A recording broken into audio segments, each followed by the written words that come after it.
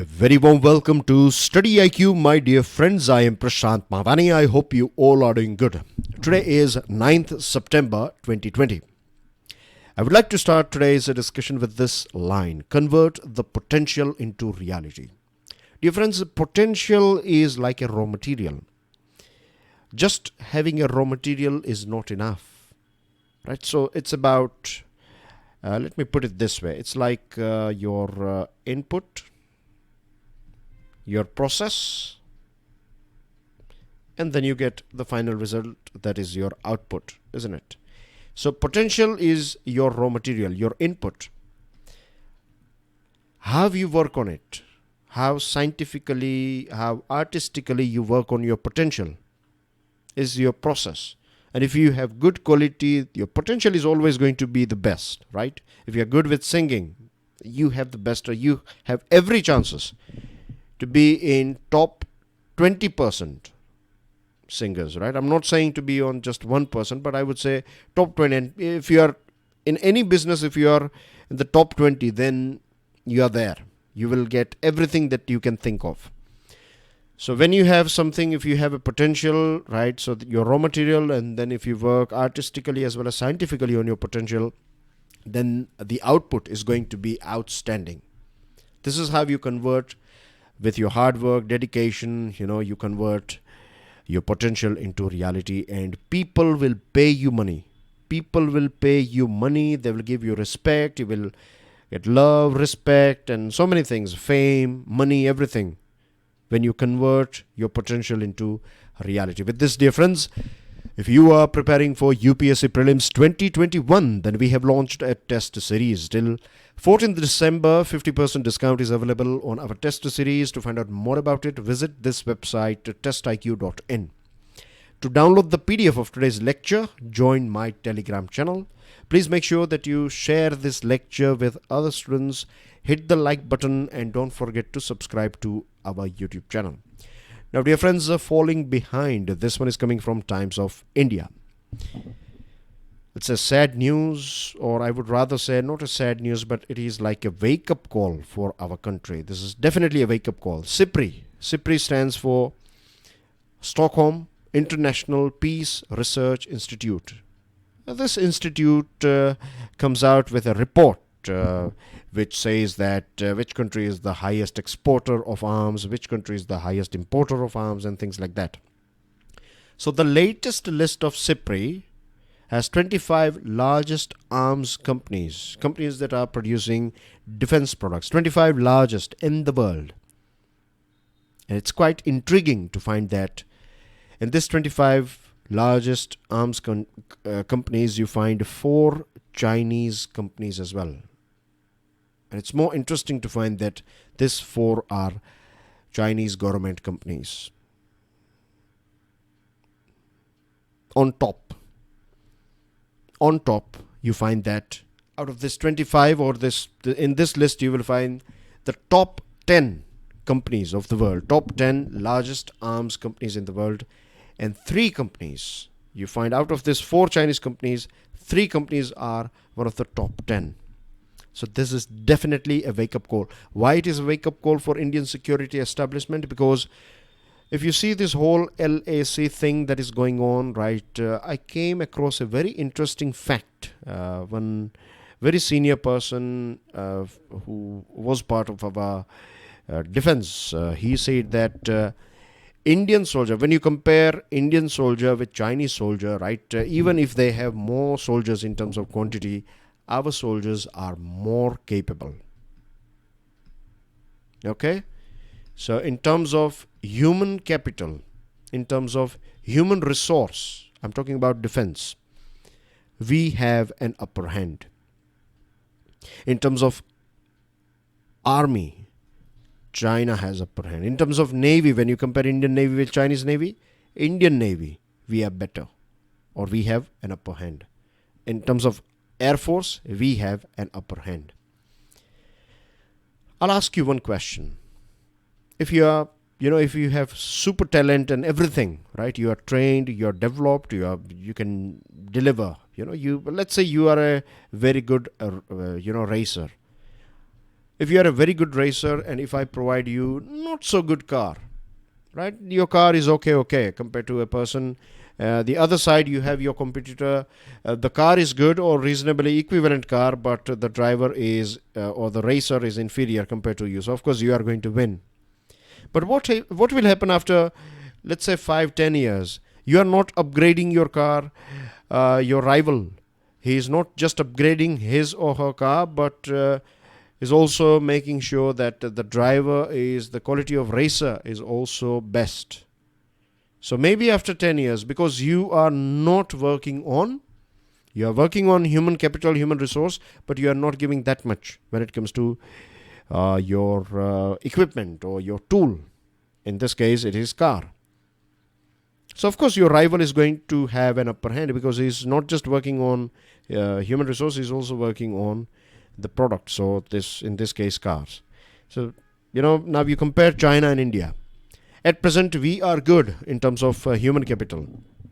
But China has set a target that by 2027, Chinese defense force is going to be, equivalent to USA. They are going to be, in terms of modernization, they are going to be as good as USA. Even though if they don't have that good experienced soldiers, they will learn experience. They are learning, isn't it? So they will be ahead of us in that front as well. So this clearly highlights the rapid military modernization taking place in China, as well as growing Chinese arms exports to countries like Pakistan, Bangladesh and Algeria. China is now the world's 5th largest arms exporter, after number 1 USA, number 2 Russia, France, Germany. You don't find UK and other countries, you find China as the 5th largest arms exporter. Compare China with India. We are the 2nd largest arms importer, despite being the 3rd largest military spender. Huge chunk. Out of $63 billion defense budget of 2020-21, $18 billion spent after pensions. Our day-to-day running cost is very high as well. And they say that the only way out is to streamline our forces. Streamline means that we are using much more human beings, much more soldiers compared to what we need. So we need to keep a fine balance between soldiers as well as equipments. And in modern warfare, they say that of course you need soldiers, of course you need human beings, but gradually you need less human beings and you need more technology and more products. So that should be our overall aim. And offset obligations, we don't follow that much. I'm not saying it. CAG report said this thing. Remember what we discussed about Rafale, that 30% offset obligation was not followed properly. And this is not the first time. So if you are spending and purchasing defense products, and they say that a country cannot call itself secure if you are relying on someone else for your defense products. So if we don't start it today, then I don't know when we are going to start it.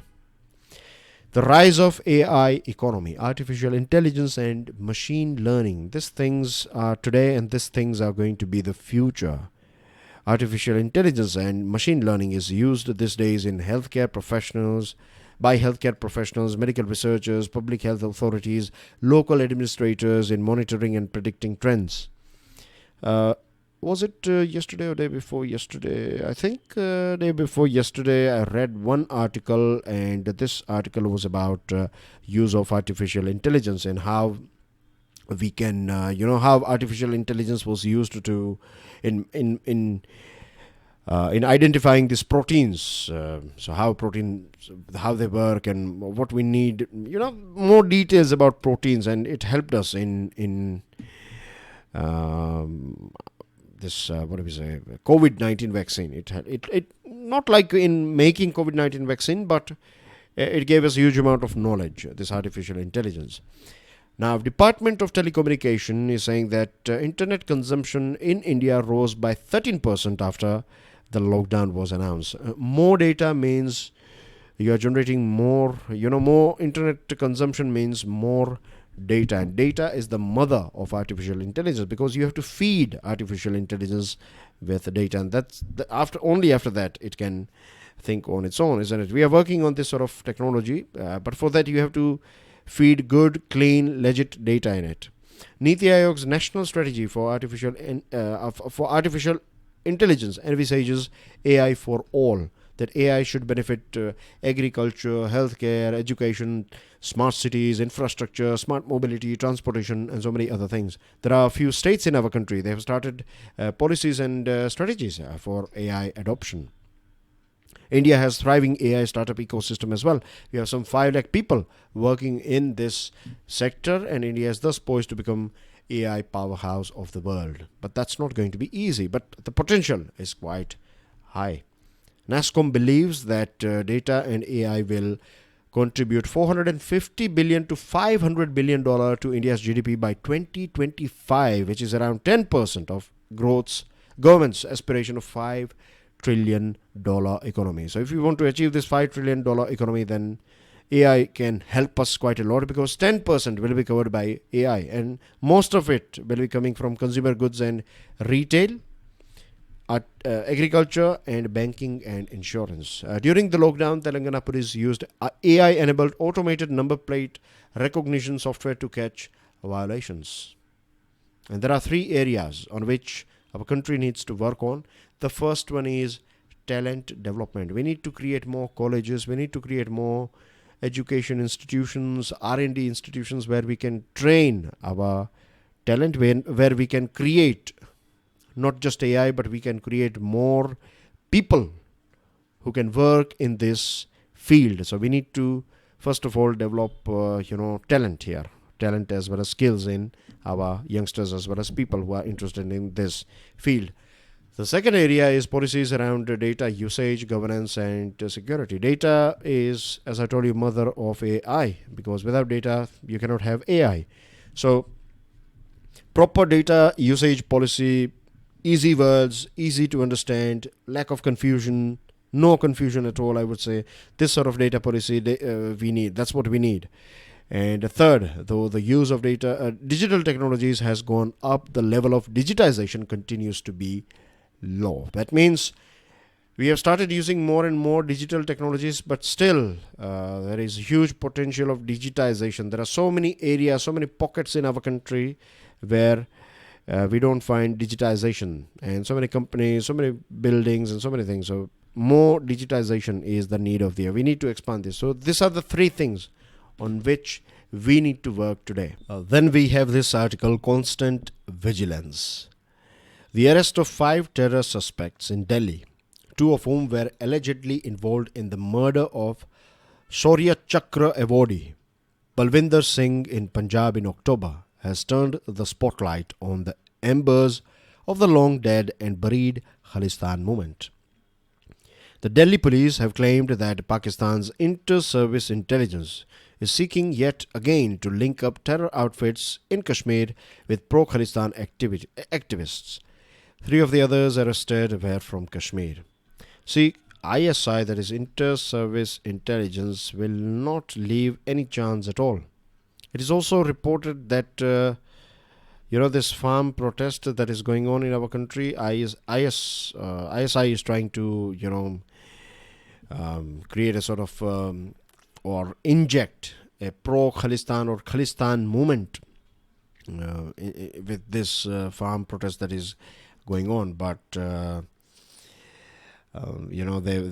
are not successful in doing that. But they will try. Their level best. ISI and this deep state of Pakistan will not leave any opportunity to create disturbances in our country. So here what they are trying to do is they are trying to mix up this two different activists, or I would say 2 different terror organizations, like those who are supporting Khalistan movement and trying to create problems in our country. And of course we know what's going on in parts of Kashmir, like sending intruders and infiltrators and then coming in and then creating attacks on us. And in recent past as well, we had a very big attack on our personal, isn't it? So the Khalistan movement has long become moribund with the neutralization of the threat and the ending of Punjab insurgency in early 1990s. We conducted a very important operation called Operation Blue Star. And a very controversial, very intriguing IPS officer was the main man who was associated with Operation Blue Star. Can you give me the name of that person? Stick your answer in the comment section. Now, the movement has lost support from the Sikh community within India and the Sikh diaspora across the world. This movement, this Khalistan movement, and it was going to lose it because I don't see any that it was about dividing our country. It was about independent Punjab and things like this is not sustainable, and this is not means Punjab is part of our it is part of our culture. It is part of our country. Like we cannot you cannot give away your arm, or you cannot give away your heart or something. You cannot think about giving up your arm, or giving up your leg, or giving up your eye, or giving up your heart or liver, or whatever it is. When it comes to human beings or human body, the role of various different organs are important the same way. When it comes to our country, all our states are dear and near. They are. You cannot think about, and there is no question of giving up or fulfilling this sort of idiotic demand, to be honest. The killing of Balwinder Singh is one of a few isolated and sporadic incidents that have occurred in the last decade, but attempts to revive the moment from the French groups have failed. Security agencies must therefore remain vigilant. Terror incidents and fatalities since the revoking of special status and statehood for Jammu and Kashmir in the last year have remained high. We find in 2019 there were 369 incidents and 283 fatalities. In 2020 we find 382 incidents and 302 fatalities, which is of course quite high. It is very high when you compare with between this period of 2011 and 15. So anyway, the only thing that we can do is our security forces, we have to be more vigilant. We don't want to see this various different weak organizations coming together and trying to create synergy. We don't want to see that, do we? Of course not. So the only way is to make sure that this does not happen and to stay vigilant and alert 24/7, 365 days. Moving on, heating up. This one is about Australia. In the history of Australia, bushfires, and indeed extremely destructive bushfires, are not entirely uncommon. Very few of you would be aware about this fact that Australia's climate in general is considered very hot, very dry, and drought-prone. If you see here, this is Australia. Now, this is Indian Ocean, of course. This is Pacific Ocean, and you can see Tropic of Capricorn is passing through right from the, roughly speaking, middle of Australia. So this portion here, this region is in the proper tropical zone, isn't it? And this region, you can say, is in subtropical zone. And then as we move a bit southward side, we find it's more towards temperate zone, and then not frigid for sure, but somewhere near in temperate zone, bit colder compared to this part of Australia. Now, Australia bushfires. Remember the December 2019, during Christmas time, Australia was struggling with one of the biggest bushfire I believe Australia has ever witnessed. In various different parts of Australia, wildfires were going on. It destroyed huge amount of property, huge amount of forest and whatnot. It is known that indigenous Australian tribes have their own ways of controlling and using this fire hazard in a method referred to as fire stick farming. This fire stick farming is reintroduced in several parts of Australia to fight against this threat of wildfire. Now, the most interesting part is that in last one century, in last 100 years, Australia's climate has warmed up by 1 degree Celsius. And this 1 degree Celsius, just 1 degree, the rise of average temperature of Australia by 1 degree Celsius has created a huge amount of wildfires. In 2019, or in fact 2019 was noted to be the driest year in Australia since 1900. In 119 years, 2019 was the driest year in Australia. So many mammals, so many reptiles died, and so many of them are still suffering. Some of them require, rescue. Some of them requires, you need medication and things. We need human intervention to heal their injuries. Again, a very shocking fact for all of us that there are various different scientific theories that say that Australia will likely be the first place on the earth to produce climate change refugees. Again, scientific theory says that Australia will likely be the first place on the earth to produce climate change refugees. We are talking about a developed nation, a country that has so much. People of Australia, they have to leave Australia. They have to find refuge in some other country because of climate change. Great Barrier Reef. The reports are indicating that the damage is going on, and this is irreversible damage. In October, a blaze started by an illegal campfire, started a bushfire that has now burnt through half of Fraser Island. Human beings' mistake is costing the world very badly. And the government is not that much inclined or keen.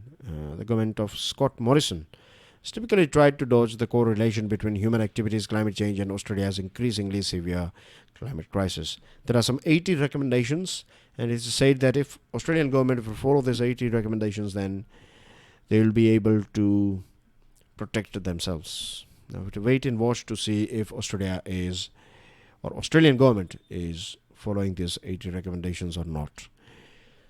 Last topic of the day, very interesting article. I'm not going to talk about West Asia. From last 2 days we have talked about West Asia, isn't it? But here we are going to talk about some other thing, some very interesting, energy diplomacy to be precise. So OPEC stands for Organization of Petroleum Exporting Countries, OPEC. OPEC has said that, this next year, that is 2021, the first quarter, so we are talking about January, February, March. So in this 3 months, OPEC is going to increase the production of crude oil. And that is a good news for our country, because more oil means more supply. More supply means the price is going to be stable, because you have huge supply or reasonable supply of crude oil. So this will help us with price stability. So India is interested, because we purchase about 80-85% of our oil is coming from outside. So if the price goes up, then it affects us very badly, isn't it? So from price stability point of view, this is this decision of OPEC is going to be beneficial for us. India stands to gain because oil producers need to generate revenues necessary to maintain the investment levels to ensure steady oil supply. Now, it's not just oil in which we are interested. In this recent India-OPEC institutional dialogue, Mr. Pradhan was notably more interested in potential OPEC investments in India than ups and downs of oil production. Now, we know, the whole world knows that we are going to run out of oil. A day will come that a country we will see the last barrel, right? The last barrel coming out from the earth. So oil is going to end one day. And all these nations, right, they have made huge amount of money from oil. They have huge amount of money. Trillions of dollars, right? They have a huge amount of money. So what India is interested in is that if you have money, right, we are already purchasing oil from you, right? We are one of your largest oil buyers. So we have good relationship. But now we are a developing nation. And if you invest in our country, we need roads, we need buildings, we need infrastructure, we need so many things, technology, we need R&D, universities, and so on. We are a developing nation. We have a long list of things that we need. But we don't have that much fund because we are a developing nation. But you have fund. So if you invest your fund in our country, we'll give you best environment, will give you a good experience as far as your investment is concerned, right? And you will get good amount of return as well, because we are the fastest, we used to be fastest developing nation on this planet. We are talking about major economies, of course. Before COVID-19, things were a bit good in our country, and hopefully it will be. We'll be back to that status. We'll get that tag as quickly as possible, in near future, hopefully. So yes, you will invest your money in a business. That business is growing with a good rate, isn't it? You are going to get good return. So it is like win-win for both, because oil producing nations, they know that they cannot live, they cannot dream that this money will last forever. They have wealth now. They are very lucky to have this important resource in their country, but now they need to make sure that the money that they have earned, they need to invest it in a right place so that they get a huge amount of return, and then they can use this money for the development of their country and so many other things.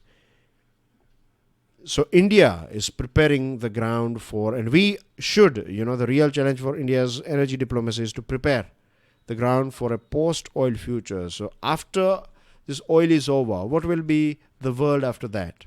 We need to plan ahead. We need to start our planning from today itself, like investing in R&D as far as green energy is concerned, alternate energy, and so many other things, right? So this is the thing that we are working on, and this is something more important for India compared to oil when it comes to India-OPEC dialogue.